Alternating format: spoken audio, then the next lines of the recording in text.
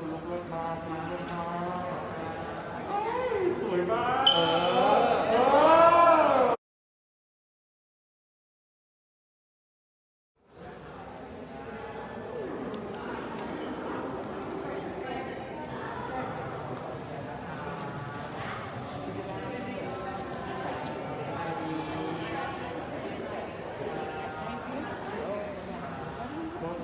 รถคุณลุกรถมาคุณลุกรถมา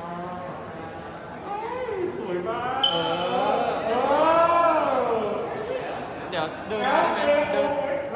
เดินมาแล้วก็เทิร์นเดินมาแล้วก็เทิร์นเดินมาเขาปล่อยของลูกเลยอ่ะกิจการก็ตัดไฟให้มาลงที่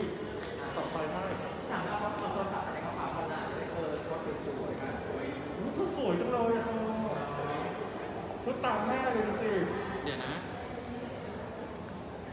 มา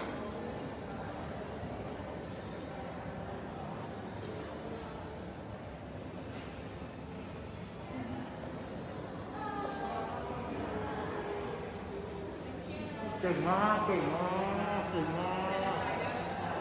คุ้มการรอคอยที่นาโคตรที่สวยสิลูกโคตรที่สวยสิดีมากลูกนิ่ง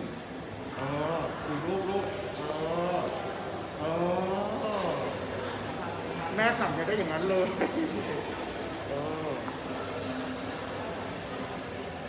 เอาละครับไป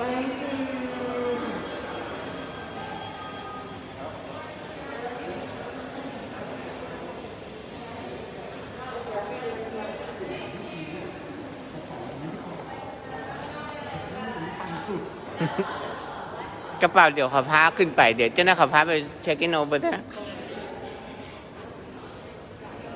เดี๋ยวคุณนี้เราสิพาไป that's the one here So the different ones come out. ที่นั่นไปถึงไลฟ์กับเพื่อนเลยนะไปถึงไลฟ์เราอย่ายอมแพ้ไปที่ทีมเมื่อกี้น่ะเขาไล่กับเพื่อนจัดการเลยลูกโซโล่เลยได้เลยพาชมห้องชมวิวชมโรงแรมต้องเดี๋ยวพี่จะพัดเตอร์ไปลงเฮ้ยสวยมากสวยมากผมต้องการรอคอยสวย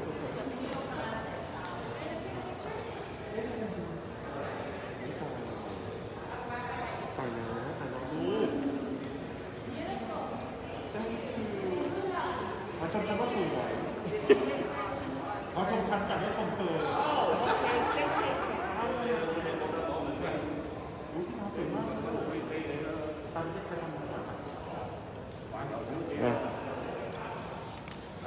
Vamos.